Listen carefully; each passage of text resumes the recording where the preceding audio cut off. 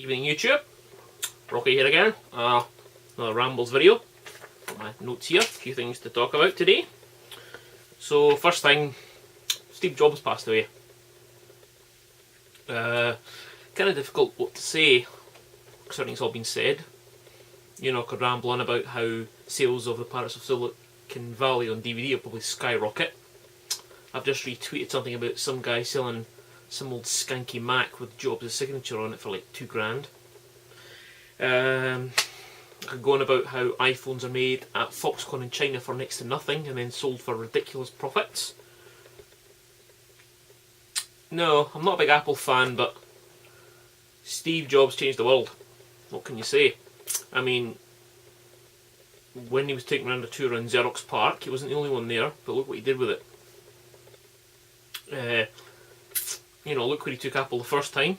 Then when he came back the second time, he took a company that was verging on bankruptcy and turned them into this massive giant they are now. I mean, who would have thought an iPhone, Apple making phones or music players, or, I mean, God, he reinvented the tablet market. Tablets were around long before the iPad, but now, because Apple done it, everybody's got to have one. Yeah, the guy was a great showman, an innovator. Let's see how Apple does in the next sort of 3 to 5 years.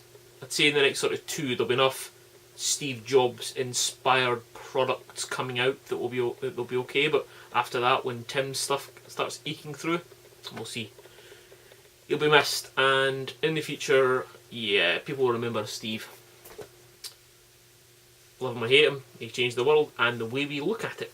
So, rest in peace, Stephen Jobs.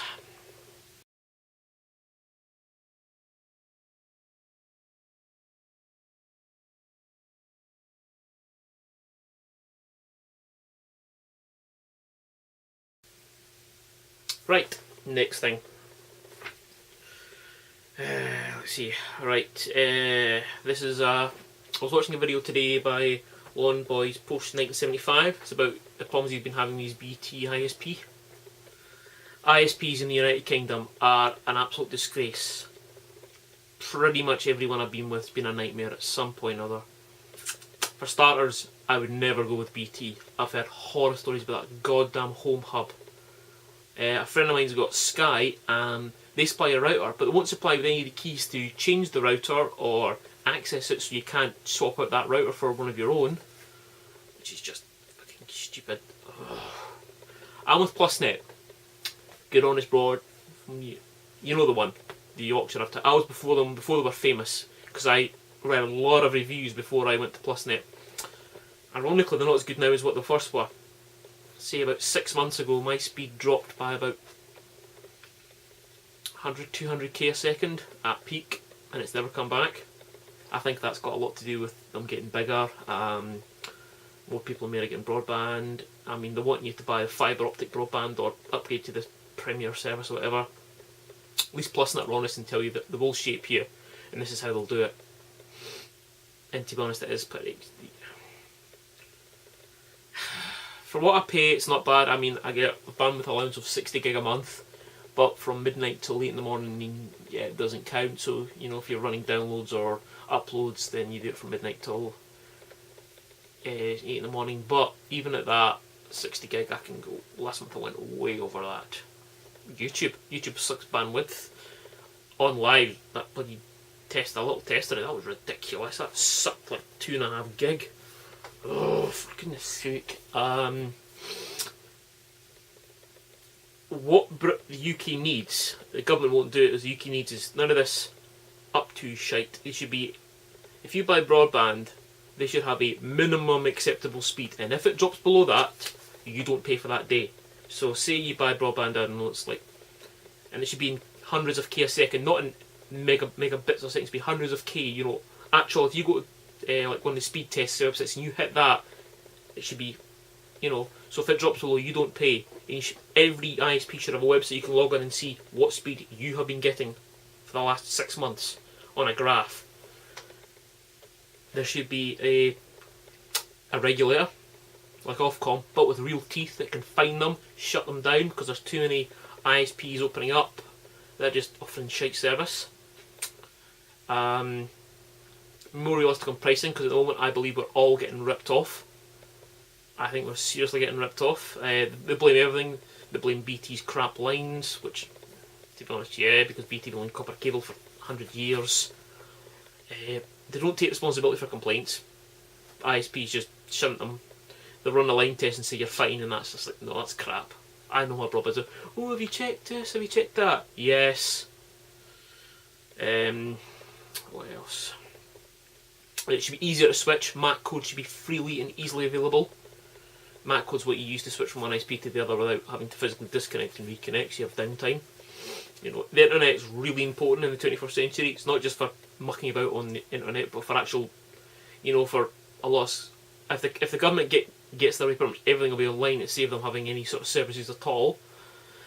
Pretty much, if you want to apply for a job, you need the internet. What else? Yeah, so clearer pricing, easier to switch, more open and honest. My top thing though is, if I'm looking to move to an ISP, the first thing I check now is where their call centres are. Not their sales call centre, their service call centre. If it doesn't say it's in the UK, it's not in the UK. PlusNet are in the UK, and what times I have from them, it's nice to get a UK voice. Not that, I know people working in the call centres have degrees and are really intelligent people. Sometimes their English is not good. In fact, a lot of the time English is terrible. It's fine if they're reading from cue cards on the screen, but for actual, when you try to explain an in-depth tech problem, yeah. And oh yeah, here's another good one. Make sure their tech support is not a premium rate number. I've been with I.S.Ps and I've noticed it. Wait a minute, that's a premium number for tech support. Gits. I don't mind paying an 0845, which you can now get free with BT anyway. Or there's always ways around that. If there's an 0845 number, there will be a corresponding geographical number. You just need to look hard enough for it online. Say no to 870, places like that. Go look there. So yeah, PlusNet, yeah, they're okay. What I pay is they're pretty honest, which is what I like. Actually, they say we will shape you, and this is how we shape you, which is fine for traffic shaping, because I know they have more than one. I know I'm not the only customer. I mean, if you're lucky enough to be in what used to be called the Telewest area, you're laughing. Virgin area now, we can get actual proper real cable. Unfortunately, a friend of mine who's got that, he's had it for years. When the Virgin On Demand service came out, his speed drops. I think Virgin, you can download a gig a day and it'll just cap your speed. But they're not honest about it, they won't tell you they're doing it. He just found it out through trial and error. Let's face it, I'm not the kind of customer broadband companies want. Broadband companies want somebody who uses no bandwidth and pays the full month, you know, checks their emails, does a bit of online shopping, no YouTube, no gaming, no downloads, no uploads. But hey ho, PlusNet's not bad. I'll be looking at moving, but to be honest, I'm not going to pay any more. I would like whether PlusNet's equivalent with BT Vision or their other ones, you know, so I'll get fibre broadband, I would get more speed, but I know it just gets shaped more and I'm going to get advertised speed. Right, so yes, right, just watched Steve Bimley's Friday talkie, where apparently he said he had ads on YouTube. He now has ads, part of that revenue sharing pilot thing I've seen going about. My thoughts on this: good for Steve. If he can make some money off it, fair dues.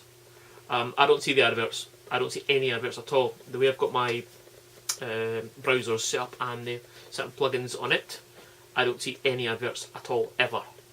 Thank you very much, because I just wouldn't click on them. Ever. On principle. Would I like to have them? Yeah, sure. If I can make a wee bit of money on the side, it would be nice. Just a wee bit, because to be honest, unless you've got a lot of subscribers or a lot of clicks, you ain't making pennies. I mean, there are sites out there you can go and you can type in YouTube personalities. Well, anybody. You type in your name from YouTube, you know, like mine is Rocky the Fishman or Steve Benway or Ashens, and using some predicting tools that'll tell you roughly how much they're making if they're a partner. You know, I've tried it a few times. You know, assuming it was a partner, I think I could get like $50 a year or something like that.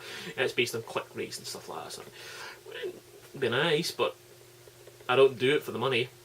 I do have a second YouTube channel. I was going to try and promote and get partnered on that one, but kind of money you makes now. Unless you're William Johnson or Angry Video Game Nerd. Now put their names in and you get a shock on how much they make. YouTube have even admitted that there are more than several people who make over $1 million a year on YouTube. And Ray William Johnson is the most subscribed person on YouTube. And from the numbers I've seen on that site, yeah. Ray William Johnson, if you don't know, he reviews funny videos on YouTube. And it is quite cool. And I like his site. Good for him. And obviously the nerd's the nerd. Yeah. Yeah, I like the nerd.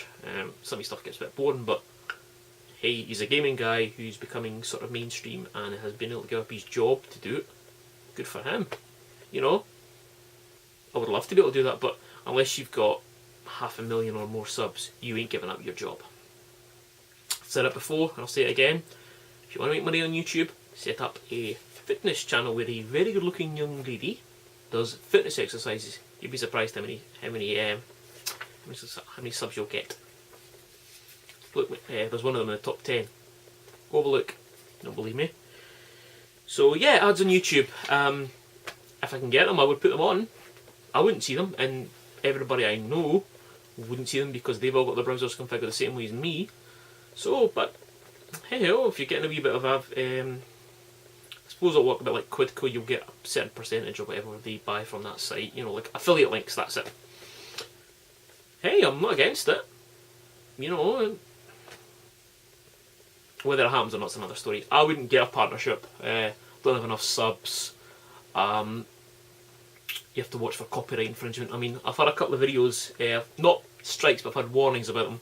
One of them I did use a clip in, and it does have a music video. And now when you watch the video, there's a little bit on the right hand side where you can click to website and buy the actual track. The other one really annoys me, and I refuse to take it down. I did a review of Thomas the Tank Engine, Postman Pat 3 on the Amiga, and because the intro music is the theme tune to Postman Pat, that's apparently lit for copyright. No. That's almost as stupid as that little girl who was dancing to Prince's video while it was on the radio. Got done for... Oh, anyway. No, I refuse to take that one down, so I would never get a partnership. I just don't see why I should. And obviously do gameplay videos, and that ain't not original content. Obviously this is, because I'm chatting to you, but hey ho. Next thing up then, sort of a longer rants this time. Rambles, I should say. eBay. eBay again. Where to start? Now before I get into this, there is no real alternative to eBay. People are like, oh, use GamerBay or GameGavel or even Amazon. You don't get the amount of views. You just don't. You don't get the kind of money that you want unless you put something for sale on eBay. So let's see, the last, I'd say roughly for every 10 items I sell, I'll get either one person will have to chase for the money for like a week and a half, 2 weeks. I use after it says in the auctions, after 4 days I open the PayPal dispute. I open an on thingy buying thinger because it says in the auctions payment within 4 working days. Usually I'll wait a week before doing it, but hey ho. Then they get all pissy. It's like, well, it says in the auction, yeah. Or the others just don't pay at all, and then I have to go through the thingy options. It takes ages to get my final value fees back, and then it's not easy to get a person blocked from buying your stuff on eBay. You have to go on all these sub pages. There should be a button you just click, ban this person from bidding or looking at your stuff. Because eBay's all about the buyer now, nothing about the seller, no protection at all. You can't leave negative feedback for bloody seller buyers anymore, which really annoys me because some of them really deserve it. Then I had another one today. Sold them a lot of stuff, 6 or 7 items, so I bundled them all up, gave them a good hefty discount and postage. So they all went away, quite happy with them, blah blah blah blah blah. So he leaves me positive feedback for everything, bar when he leaves me negative. It didn't work on my PlayStation 2. I tested the damn game on mine before it left, so no email, no nothing. He just gave me negative feedback. Didn't work on my PlayStation 2. Thanks very much, mate. fact, one of the other ones I had, what was it? Didn't reply to my email about local pickup, so had to pay postage. I told him I wasn't willing to pick it up, and then so he gives me the money, and I send it to him, and he wasn't happy, so he leaves me negative feedback. I'm like, thanks. It's like buyers have got us in this trap where sellers have to bend over backwards. You get emails, you know, oh, I've not got the money just now to pay for it, can I pay in a couple of weeks? You're like, what? If you don't have the money, don't fucking bid. Really, seriously. Or, my personal favourite is, they buy something, you send it to them, and they claim they've never received it. So they file a PayPal dispute, PayPal always finds in the buyer's favour, they get the money back, you're out of pocket. And you end up claiming from the Royal Mail. Takes months, by the way. But there's no alternative. If you're selling, like, if you're selling books, use Amazon. Amazon, but then again, everybody on the cut sheet is cutthroat on Amazon. If you're selling video game stuff like I sell, you pretty much either, if it's listed on Play, you can use Play Trade or Amazon, but eBay is still the best, unfortunately. Because eBay just crush all the alternatives. They're like the Microsoft of. So, that's another Rambles for today. Upcoming videos. Well, I've got one that I've been trying to film for about a week and a half now, and every time I try and film it, the camera dies. So, we'll see. That's my gaming pile of shame. What else have I got? I've got another what I've been playing in progress, because I'm busy playing games right now rather than talking about them. But hey guys, thanks for watching. Catch you in the next video. Bye bye.